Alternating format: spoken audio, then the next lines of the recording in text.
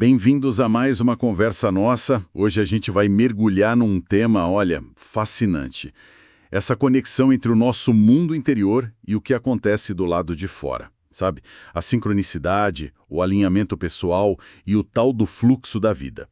A gente está se baseando num material bem rico que desafia a gente a ver coincidências significativas não como mero acaso, mas como algo, talvez, mais profundo. Tem um monte de ideias aqui, sabe? Que vão desde o Jung, lá da psicologia analítica, que via isso como um diálogo quase simbólico, até ecos em filosofias orientais, pensadores mais atuais. A ideia central é bem instigante. Parece que nosso estado interno, quando está mais afinado, entra em sintonia com o universo, sabe? Orquestrando coisas. Então o objetivo hoje é ir um pouco além do termo sincronicidade. A gente quer entender essa ligação com o alinhamento interior e pensar como isso pode, talvez, mudar o jeito que a gente vive, que a gente navega a nossa jornada com os altos e baixos dela. Ok, vamos desembrulhar isso. É uma ideia que toca num ponto muito, muito humano, né? Essa sensação de que nem tudo é caos, que talvez exista um significado por trás das coincidências. Muita gente, muitas culturas já intuíram isso, né? E o material que a gente está vendo hoje tenta dar uma estrutura para essa intuição. Conecta com processos psicológicos, filosóficos. É bem interessante. Exato. E para começar essa exploração, assim, no pensamento mais moderno ocidental, acho que o ponto de partida é Carl Jung, né? Foi ele que trouxe esse termo sincronicidade. E não era para falar de qualquer coincidência, né? Eram eventos que não tinham causa e efeito direto, mas estavam ligados por um significado. Ele viu uma correspondência, uma ressonância entre o estado da pessoa, a psique e eventos lá fora, no mundo. Isso, uma ressonância significativa, como você disse.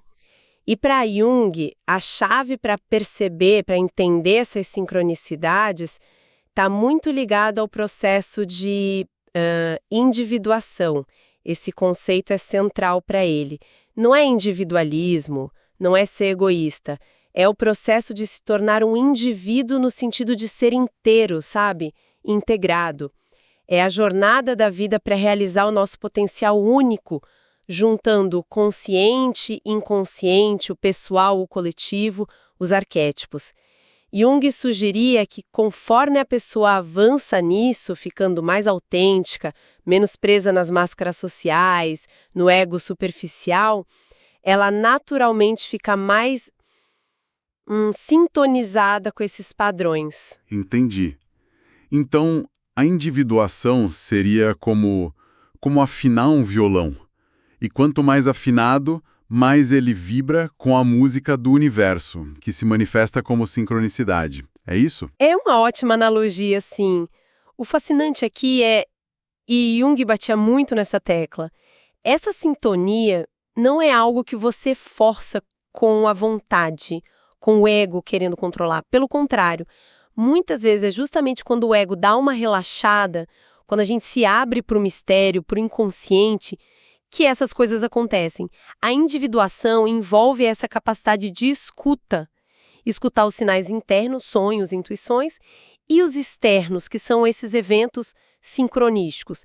Eles funcionam como o material diz, bússolas silenciosas, guiando a gente no nosso caminho, mostrando se a gente está fluindo com o nosso potencial ou se afastando dele. Essa ideia de fluir, de escutar em vez de forçar, me faz pensar, sabe, que o Jung, mesmo com a linguagem da psicologia, estava tocando em algo que outras tradições já falavam de outros jeitos. Precisamente. E o material que a gente tem faz essa ponte de um jeito muito, muito bacana.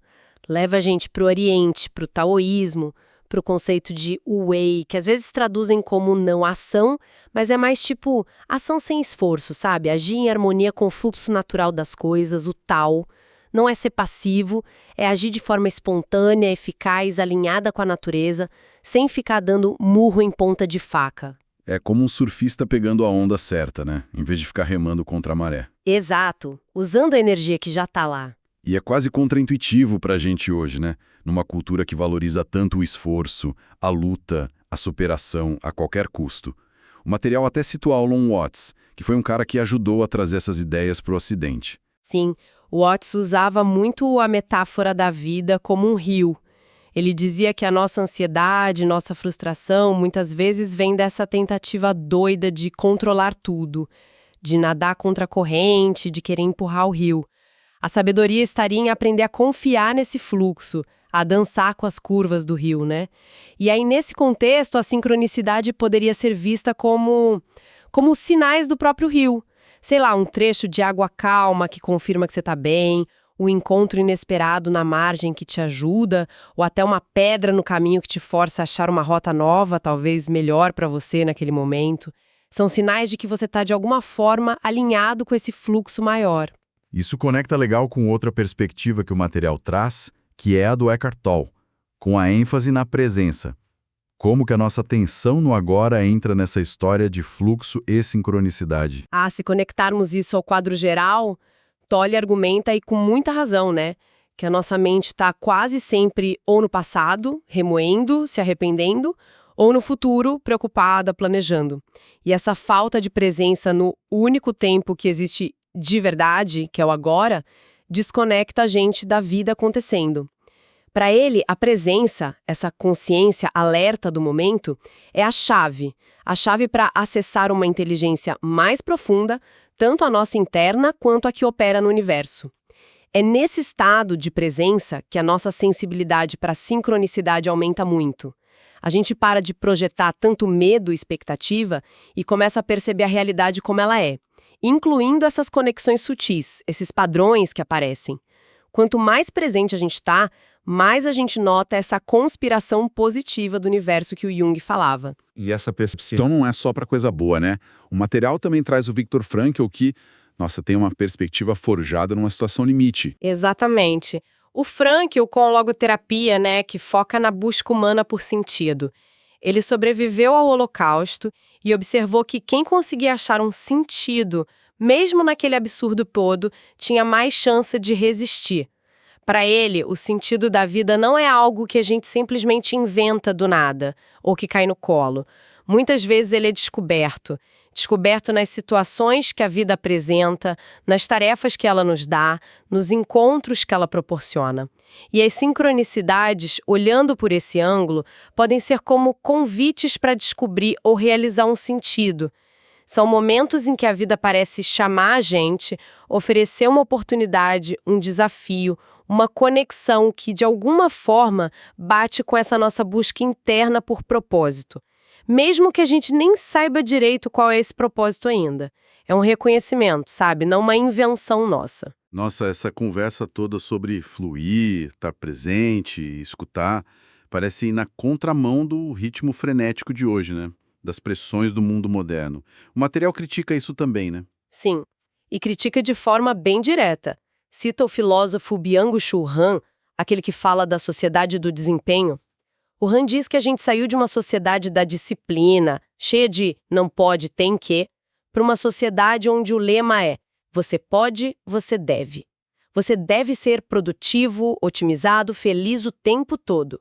E aí o próprio indivíduo vira o seu capataz se explorando em nome da performance e do sucesso. É pesado. E qual o impacto disso na nossa capacidade de, perceber as sincronicidades, de se alinhar com esse fluxo? O material sugere que essa obsessão por performar não só cansa, mas deixa a gente meio surdo, cego para essas mensagens. Exatamente essa a implicação.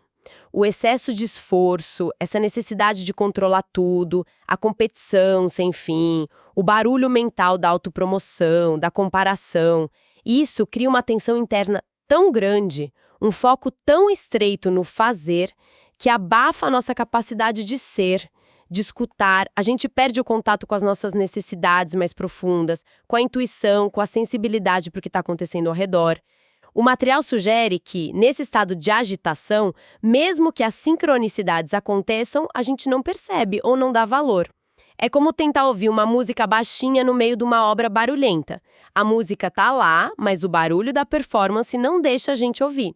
A gente fica preso na superfície, desconectado da correnteza real da vida. Isso levanta uma questão importante. sobre como a gente lida com o que parece falha, obstáculo. Se a gente está tão focado em performance, qualquer desvio do plano parece um desastre, né? Mas essa perspectiva da sincronicidade, ela oferece outra leitura, certo? Sim, e essa é uma das ideias para mim mais transformadoras que o material traz. Aqueles eventos que a gente logo etiqueta como negativos, perdi o emprego, o relacionamento acabou, o projeto não rolou, podem ser vistos de outra forma. Em vez de só fracasso ou prova de que a gente não é bom o suficiente, podem ser interpretados como correções de rota, como ajustes de curso feitos por essa inteligência maior da vida, como um rio que encontra uma barreira e naturalmente desvia para um caminho mais livre. Essas rejeições, essas perdas, podem ser convites do universo para a gente reavaliar as prioridades, para soltar o que não serve mais, para se realinhar com algo mais essencial, mais verdadeiro para a gente. O material fala até sobre como a autenticidade, a vulnerabilidade criam uma espécie de campo. Como assim? A ideia é que quando a gente ousa ser quem a gente realmente é, sabe? Com as qualidades e os defeitos, sem ficar vestindo máscara, a gente emana uma energia, uma vibração mais clara, mais definida. E essa autenticidade funciona como um filtro, ou talvez como um imã. As experiências, as pessoas, as oportunidades que combinam com essa nossa verdade interior tendem a se aproximar. E aquelas que são dissonantes, que não são verdadeiras para a gente, tendem a se afastar, a não encontrar encaixe. Nesse sentido, uma rejeição pode não ser um ataque, mas uma confirmação de que aquela situação, aquela pessoa não era compatível com o nosso caminho naquele momento. É como o universo dizendo, olha, isso aqui não está na sua frequência agora, ou tem algo mais alinhado te esperando. E a vulnerabilidade aí não é fraqueza, né? É a coragem de ser autêntico, o que paradoxalmente fortalece esse campo de coerência. Então, o que tudo isso significa, afinal? Tentando amarrar essas pontas. Parece que a sincronicidade aparece como uma linguagem quase, uma linguagem simbólica, um feedback do universo que reflete o nosso estado interno. Não é mágica, tipo sobrenatural, mas uma dinâmica natural, que fica mais clara quando a gente cultiva um certo tipo de atenção, de alinhamento. Exato. Acho que a mensagem central que emerge desse material é essa. Existe uma conexão profunda, significativa entre a nossa psique e o mundo. E o alinhamento interior, que passa por autoconhecimento, presença, autenticidade, não é só bom por si só. Parece ser a condição para a gente perceber e, quem sabe, até atrair essas coincidências significativas. Um é como a antena bem ajustada, o outro é o sinal claro que ela pega. A sincronicidade seria essa confirmação externa de que a gente está em sintonia com o nosso propósito, com o fluxo da vida, com o nosso processo de individuação. E a implicação disso para a nossa busca por realização, por felicidade, é bem diferente daquela história comum de só se esforçar mais e mais, né? Muito diferente. Sugere que talvez a realização autêntica não venha só da luta, da perseguição doida de metas externas, impostas por essa sociedade do desempenho. Pode vir, e talvez até mais, do cultivo dessa qualidade interna, de presença, de confiança, de uma certa entrega a uma inteligência maior que parece orquestrar os encontros, o tempo certo das coisas, as oportunidades que surgem do nada. O material usa uma frase que eu achei linda, que captura isso. O que realmente é seu se aproxima quando você está pronto para receber. Essa prontidão para receber não soa como passividade, né?